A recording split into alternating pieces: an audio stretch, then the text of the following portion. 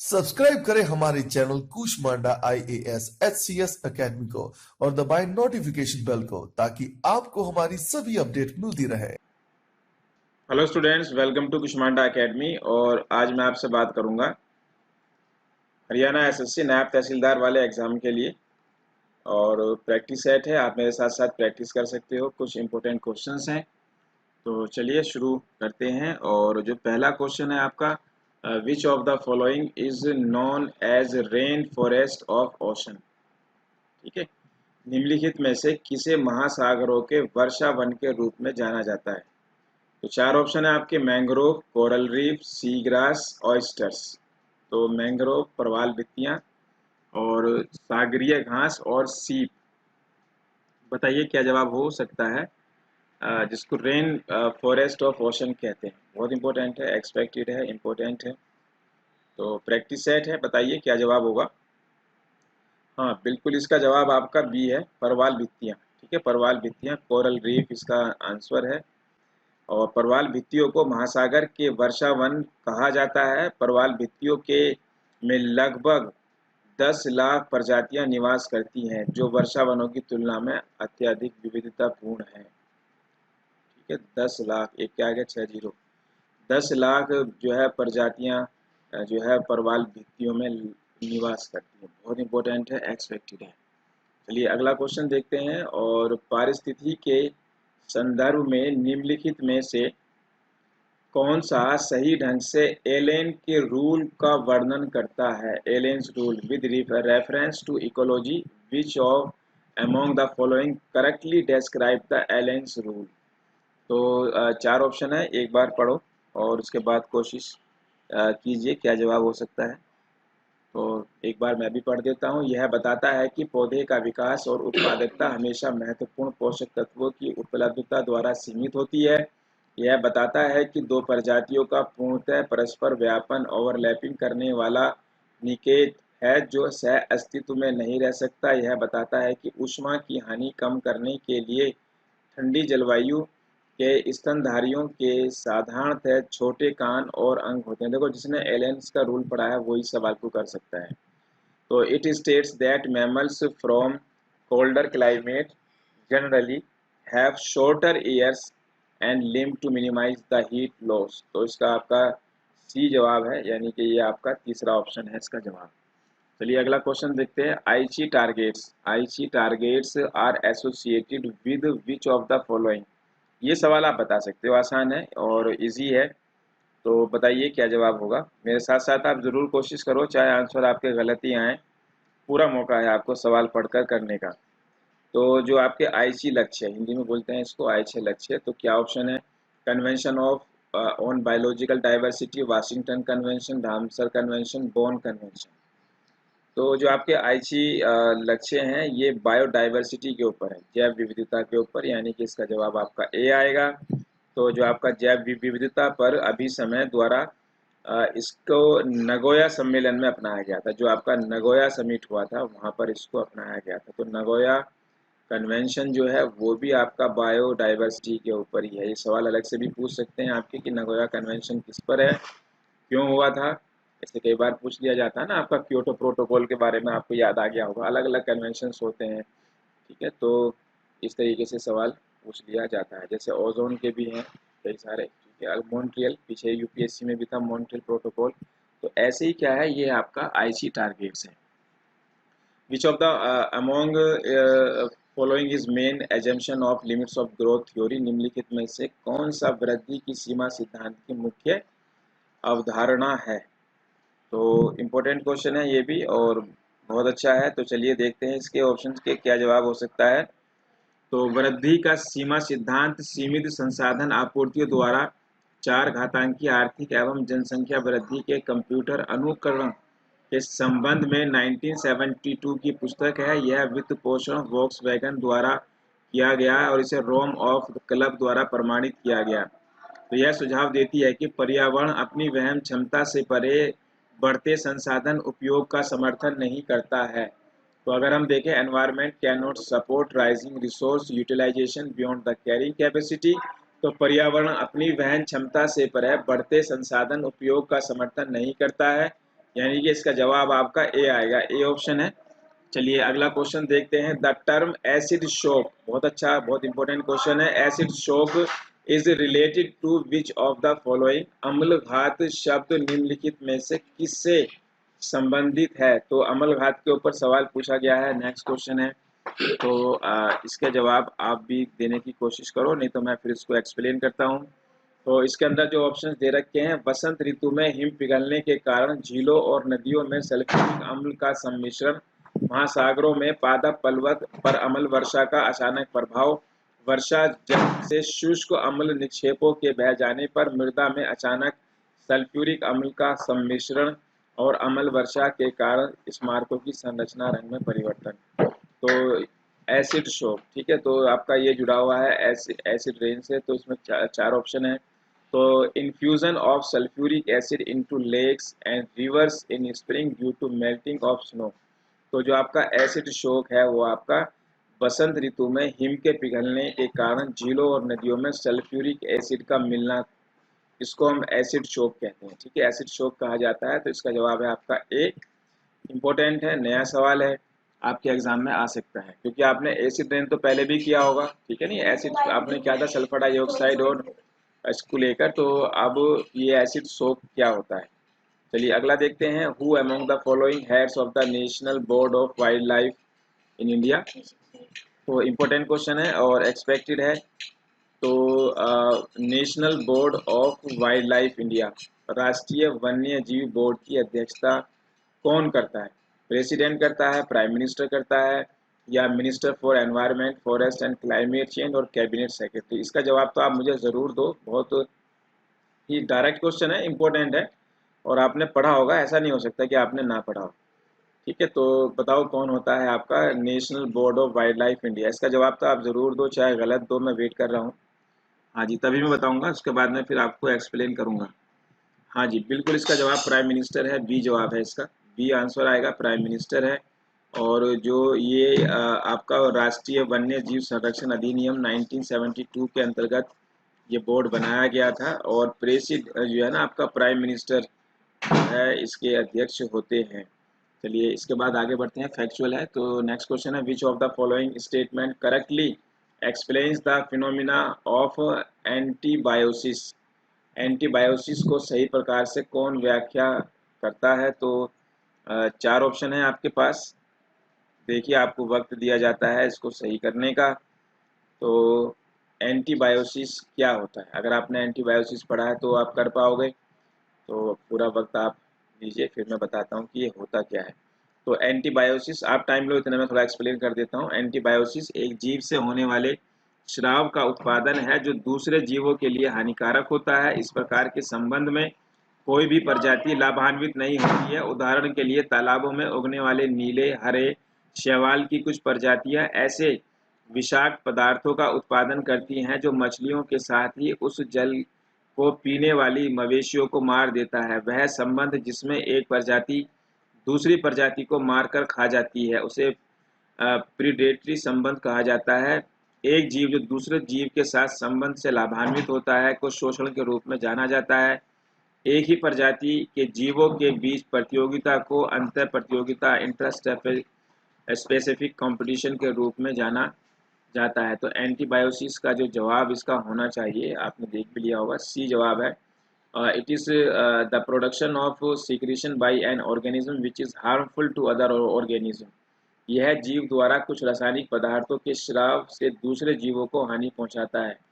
तो इसका जवाब है आपका सी, सी जवाब है। और अगला क्वेश्चन देखते हैं। हाँ, तो विच of the following is correct sequence of food chain? Food chain के ऊपर सवाल, आसान सवाल आ गया है, ठीक है, एग्रो इकोसिस्टम में। तो निम्नलिखित में से कृषि पारितंत्र में खाद्य श्रृंखला का सही क्रम है? इसको तो आप बड़ी आसानी से जवाब दे दोगे, कॉमन सेंस से भी आप कर सकते हो। तो चलिए आप करिए, फिर मैं एक्सप्लेन करता हूँ। हाँ जी, तो इसके अंदर जो आपने देखना है कि कौन सा जवाब हो सकता है। पहला मैं देखता हूँ, पहला आपका सरसों की फसल, एफिड और झींगुर फिर पक्षी। सरसों की फसल, झींगुर, एफिड फिर पक्षी, सरसों की फसल, एफिड, पक्षी फिर झींगुर, सरसों की फसल, झींगुर, पक्षी और एफिड। तो इसमें जो है आपका दिए गए कृषि पारिस्थितिकी तंत्र में खाद्य श्रृंखला का सही क्रम, तो इसमें होना चाहिए, तो ये होना चाहिए आपका पहले फसल सरसों की, फिर उसके बाद एफिड, फिर झींगुर, फिर पक्षी। एफिड क्या है? जिसे पादप जूं पौधे का रस चूसने वाले छोटे कीड़े भी कहा जाता है। तो सरसों की फसल है, और सरसों की फसल पर जो है जो कीड़ा होता है जिसको जू बोल देते हैं, एफिड है। और एफिड को जो है झिंगुर जो है खा जाता है, ठीक है, और पक्षी भी खा जाते हैं, ठीक है। तो इसका जो ऑर्डर है आपका वो, और झिंगुर को जो है आपका आगे पक्षी, बड़ा पक्षी भी खा सकता है, बीटल्स जो होते हैं आपके, तो इसका जवाब ए होगा, ठीक है ना। तो अब तो आपकी प्रोड्यूसर हो गए, ये आपका प्राइमरी कंज्यूमर, ये सेकेंडरी और टर्शरी, ठीक है। तो फूड चेन आपने 9th क्लास में पढ़ा होगा। चलिए आगे बढ़ते हैं और नेक्स्ट क्वेश्चन देखते हैं। Which of the following is not correct? कौन सा ऐसा है जो करेक्ट नहीं है? 4 ऑप्शन इसमें दे रखे हैं, तो कौन सा ऐसा है जो गलत है? तो पहला है आपका pollutants can not easily escape to stratosphere from the troposphere because the temperature inversion. Depletion of ozone layer at the south pole is facilitated by the presence of ice crystals in the clouds. Nitrogen oxides derived from fertilizer is ozone depleting agent. तो जो पहला वाला है वो सही है।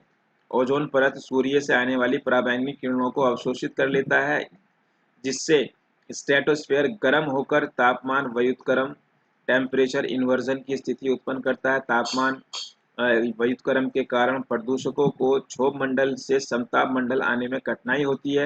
हालांकि कुछ प्रदूषक वहां तक जाने में सफल तो हो जाते हैं और ओजोन के साथ प्रतिक्रिया कर अन्य उत्पादों में बदल जाते हैं, जिससे ओजोन क्षरण होने लगता है।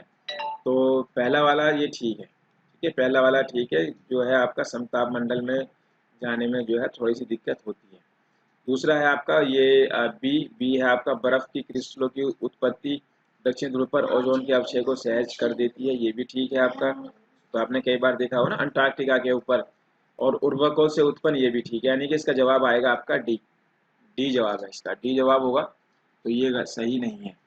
आगे आपका which of the following ecosystems are likely to face the impact of global warming more than the others? तो मानसून वन, ग्रासलैंड्स, टुंड्रा और मरुस्थलीय पारिस्थितिक तंत्र। तो 4 है आपका। तो ये सवाल पूछा गया है कि किस में ज़्यादा ग्लोबल वार्मिंग का प्रभाव की वो होती है। तो इसमें ग्लोबल वार्मिंग जो है आपका, इसकी जिन परिस्थितियों में होता है, तो उनमें जहाँ पर जो आपके हायर लेटीट्यूड्स होते हैं वहाँ पर जो है आपका ग्लोबल वार्मिंग ज़्यादा होने की जो है पॉसिबिलिटी होती है। तो हायर लेटीट्यूड्स हमें टुंड्रा फॉरेस्ट में मिलता है। अगर हम अर्थ की बात करें तो ये इक्वेटर है, और टुंड्रा जो है आपका ये ऊपर वाले हिस्से में होता है। टुंड्रा टैगा का नाम आपने सुना होगा, हायर लेटीट्यूड्स पर होता है। तो इसका जवाब है आपका सी, सी में सबसे ज़्यादा है, बर्फ ज़्यादा पिघलेगी वहाँ पर। अगला है आपका which reference to ecological succession the terms seral stage refers to? तो अगला क्वेश्चन है आपका सेरल स्टेज। तो ऑप्शन पढ़ लेते हैं। पारिस्थितिकी अनुक्रमण के मध्यवर्ती अवस्था को सेरल स्टेज बोलते हैं, क्रमिक अवस्था। और जो इसका जवाब है आपका, तो पहला वाला गलत है, दूसरा देख लेते हैं सेकंड वाला। तो ये है आपका पारिस्थितिक अनुक्रमण, the final stage in the ecological succession that is near equilibrium with environment. ये आपका ठीक है, बी जवाब है इसका, ठीक है। तो ये आपका बी जवाब है कि जो आपका सैर यानी कि कर्मिक समुदाय एक मध्यवर्ती अवस्था है जो एक पारिस्थितिक, सॉरी, इसका पहला वाला जवाब मध्यवर्ती अवस्था, ये जवाब नहीं है, करेक्ट कर लेना आप। पहला है आपका the intermediate stage in an ecological succession. तो जो एक पारिस्थितिक तंत्र के पारिस्थितिक अनुक्रमण के चरम समुदाय की ओर अग्रसर होता है। पारिस्थितिक अनुक्रमण में वातावरण के साथ नज़दीकी संतुलन में रहने के वाले अंतिम समुदाय को चरम क्लाइमेक्स कम्युनिटी भी कहा जाता है। तो ये जो है जो सवाल पूछा गया है आपका सैरल स्टेज, सैरल स्टेज जो है आपकी ये इंटरमीडिएट स्टेज को कहते हैं। आगे बढ़ते हैं। Which of the following best defines the gradual change in certain characteristics exhibited by communities along with gradual change in one or more environmental environmental gradients. तो पहला सवाल भी आपका इससे, आज हमने एनवायरमेंट के काफ़ी सवाल इसमें रखे हैं, ये भी एनवायरमेंट वाला सवाल है, आजकल जीके में ज़्यादा पूछा जाता है, तो इस पर बात कर लेते हैं। तो क्या होता है, तो एक या अधिक पर्यावरणीय प्रवणताओं में कर्मिक परिवर्तन के साथ समुदायों द्वारा प्रदर्शित कुछ विशेषताओं के कर्मिक परिवर्तन को निम्नलिखित में से किसके द्वारा परिभाषित किया जाता है। बहुत आसान है, सिंपल है और फैक्चुअल है बिल्कुल। तो इसका जवाब होना चाहिए आपका, देख लेते हैं इसका जवाब क्या होगा। तो इसका जवाब होना चाहिए, इसका जवाब सी आएगा। ठीक है, इसको बोलते हैं इकोक्लाइन। इकोक्लाइन जो है इसको बोला जाता है, इकोक्लाइन एक पारिस्थितिक तंत्र में अन्य पारिस्थितिक तंत्र के कर्मिक स्थापन की स्थिति जब दोनों के बीच कोई स्पष्ट सीमा ना हो। ठीक है, तो कोई स्पष्ट सीमा ना हो तो उसमें इसको इकोक्लाइन कहा जाता है। तो which of the best defines the gradual change in certain characteristics exhibited by communities along with gradual change in one or more environmental gradients। तो इसका जवाब है आपका सी, सी जवाब आएगा। चलिए आगे बढ़ते हैं। The term biomining refers to, biomining शब्द से क्या मतलब है। और नेक्स्ट क्वेश्चन है आपका, आसान सवाल है, बायोमाइनिंग क्या होती है। तो बायोमाइनिंग है आपका extraction of metal from ores using micro organism, सूक्ष्म जीवों का उपयोग करके अयस्कों से धातुओं का निष्कर्षण। ठीक है, यानी कि जो आपके ओर्स हैं उनसे मेटल निकालना किसके ज़रिए, माइक्रो ऑर्गेनिजम्स के ज़रिए। ठीक है, तो जो है इससे तो ऐसा कहीं होता है, कौन कौन से ऐसे हैं जहाँ पर इसका इस्तेमाल किया जा रहा है।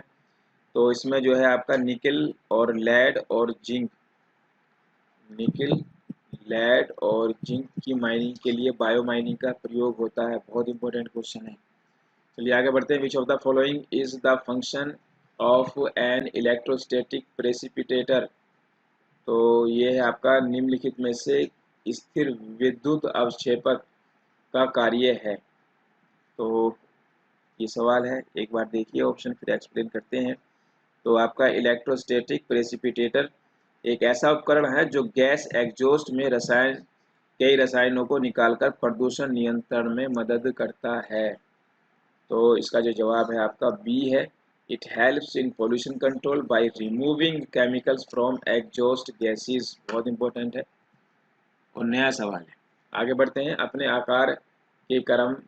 आकार के बढ़ते क्रम में दिए गए निम्नलिखित वायु प्रदूषकों का सही क्रम बताओ। ये भी बहुत इंपॉर्टेंट क्वेश्चन है। Which one of the following is the correct sequence of given air pollutants in increasing order of their size। ठीक है, एनवायरमेंट्स में जीके टाइप का क्वेश्चन है और इसके ऑप्शंस देख लेते हैं क्या जवाब हो सकता है। स्मोक है, सस्पेंडेड पार्टिकुलेट मैटर है और आपका डस्ट है।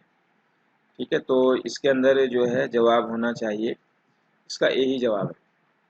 ठीक है, सही क्रम क्या है, सबसे नीचे स्मोक, फिर सस्पेंडेड पार्टिकुलेट मैटर, फिर आपका डस्ट। तो ए जवाब आएगा इसका। तो कैसे जवाब आएगा मैं थोड़ा सा एक्सप्लेन कर देता हूँ। जो आपका ये स्मोक है, इसमें जो आपके कण हैं उनका साइज होता है 0.1 से 1 माइक्रोमीटर। ठीक है, 1 माइक्रोमीटर।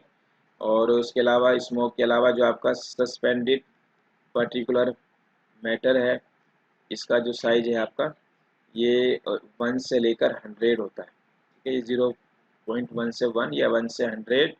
और जो आपकी डस्ट है, डस्ट का जो साइज है वो 100 से 200 माइक्रोमीटर होता है। ठीक है, इंपॉर्टेंट है। चलिए आगे बढ़ते हैं और एक और सवाल देखते हैं। विच among the following is characteristics of Yuri thermal organism. ठीक है, यूरी थर्मल ऑर्गेनिज्म क्या है। तो इसका ऑप्शन पढ़ लेते हैं। They can tolerate and thrive in a wide range of temperatures. पहला ही ठीक है, आगे पढ़ने की ज़रूरत नहीं है। वे तापमान के विस्तृत परास को सहन कर सकते हैं और उनमें पनप सकते हैं। ठीक है, तो उन्हें जो है ये आपका यूरी थर्मल जंतु कहा जाता है। ठीक है, आगे बढ़ते हैं। एक और सवाल, और which among the following correctly describes homeostasis. तो सम स्थापन हिंदी में बोलते हैं। तो होमोस्टैटिस आपने बहुत बार पढ़ा होगा, ऐसा नहीं हो सकता आपने वर्ड ना सुना हो। तो होमोस्टैटिस जो है आपका तो वह प्रक्रिया है जिसके द्वारा एक जीव बदलती पर्यावरणीय दशाओं के बावजूद अपने आंतरिक पर्यावरण को स्थिर बनाए रखता है। ठीक है, यानी कि it is the process by which N organisms maintains the stable internal environment despite changes in external conditions। तो इसका बी जवाब है। और ये कुछ आपके इम्पोर्टेंट क्वेश्चंस थे आपके जो अपकमिंग एग्जाम्स आपके होने हैं, और नायब तहसीलदार वाले एग्ज़ाम के लिए ख़ास तौर से ये आपके लिए सवाल मैं लाया था, जिसमें ज़्यादा सवाल आपके एनवायरनमेंट वाले सेक्शन से थे। नए सवाल हैं, इंपॉर्टेंट हैं, एक्सपेक्टेड हैं। और बाकी हमने नायब तहसीलदार के लिए ऑनलाइन क्लासेस अपनी शुरू की हुई हैं। ठीक है, तो ऑनलाइन क्लासेस, क्योंकि अभी लॉकडाउन का ज़माना है, सब कुछ ऑनलाइन हो गया है, तो वो क्लासेस आप ज़रूर ज्वाइन करें। और उसके क्या तरीके हैं, क्या चीज़ें और डिटेल्स हैं, वो हमारी वेबसाइट पर आप देख सकते हो, नहीं तो आप हमारे हेल्पलाइन नंबर्स पर भी कॉल करके हमसे पूछ सकते हो। वेबसाइट हमारी kushmanda.com है। ठीक है, नीचे हमने लिंक में दे रखी है उसकी डिटेल। तो चलिए फिर मिलते हैं आपसे नए वीडियो में किसी नए टॉपिक पर। Thank you very much. हमारी टेस्ट सीरीज़, स्टडी मटेरियल या स्पेशल क्लासरूम कोर्स के लिए विज़िट करें हमारी वेबसाइट kushmanda.com पर, या हमारे हेल्पलाइन नंबरों पर भी कॉल करके आप सारी डिटेल पता कर सकते हैं। So wait for our next video.